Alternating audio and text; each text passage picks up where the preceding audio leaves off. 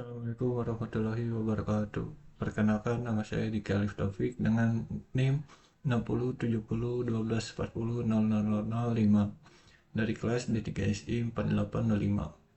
Pada kesempatan kali ini, saya akan mempresentasikan evaluasi bisnis plan Climatics, yaitu sebuah platform berbasis kecerdasan buatan yang dirancang untuk membantu bisnis dalam mengelola dampak lingkungan mereka secara lebih cerdas dan terukur.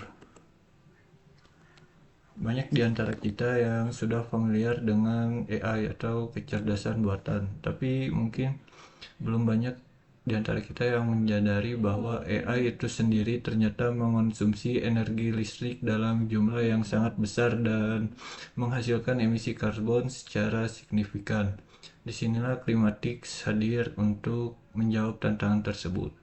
Climatics adalah platform yang membantu bisnis mulai dari usaha kecil hingga perusahaan menengah untuk mengurangi dampak lingkungan dari operasional mereka secara otomatis dan transparan.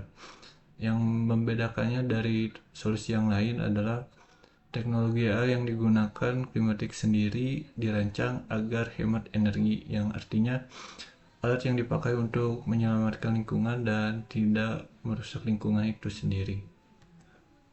Dari sisi sistem dan operasional ada dua kekuatan utama, yaitu yang pertama, sistem pelaporan yang dihasilkan Climatics sudah dirancang sesuai regulasi lingkungan yang berlaku di Indonesia, khususnya POJK 51 dan SNI ISO 14064. Untuk yang belum familiar, POJK 51 adalah aturan dari Otoritas Jasa Keuangan yang mewajibkan perusahaan tertentu untuk melaporkan dampak lingkungan mereka kepada pemerintah.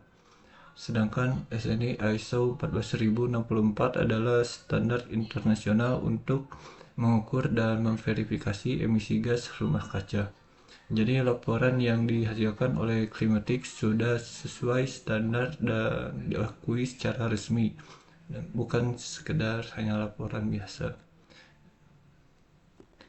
Yang kedua, seluruh infrastruktur Climatics berjalan di atas layanan cloud atau komputasi awan yang bersertifikasi energi terbarukan. Ya, artinya server yang mengoperasikan platform ini menggunakan sumber energi bersih dan bukan bahan bakar fosil.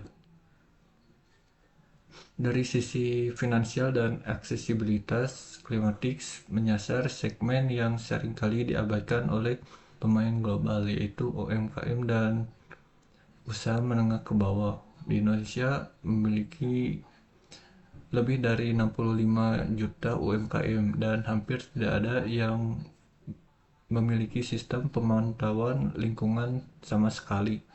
Dan persaingan di segmen ini masih sangat minim.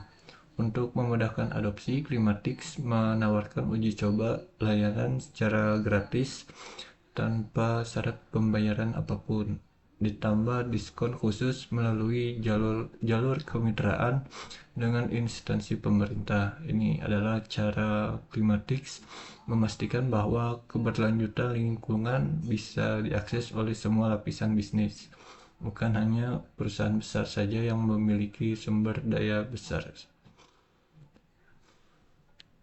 Kita beralih ke sisi kekurangannya, yaitu Climatics menghadapi dua tantangan nyata di pasar. Yang pertama adalah rendahnya kesadaran terhadap standar keberlanjutan di kalangan UMKM Indonesia. Istilah yang sering digunakan di industri adalah ESG atau singkatan dari Environmental, Social, and Governance, atau dalam bahasa Indonesia atau seberapa bertanggung jawabnya sebuah bisnis terhadap lingkungan, masyarakat, dan tata kelolanya.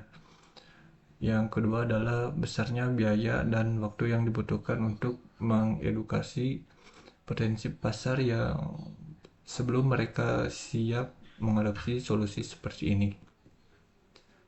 Selain tantangan pasar, ada dua risiko operasional yang perlu diantisipasi. Pertama, Klimatics sangat bergantung pada infrastruktur cloud pihak ketiga.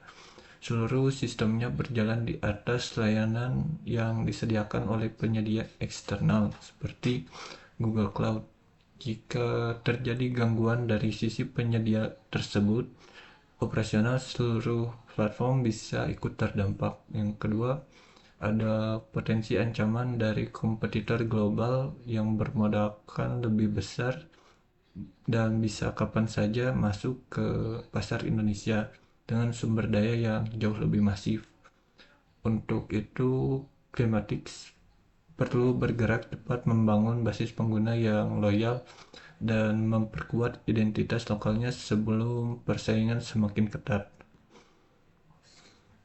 Berdasarkan evaluasi yang telah dilakukan, ada 3 rekomendasi pengembangan yang dapat memperkuat posisi Klimatics ke depannya.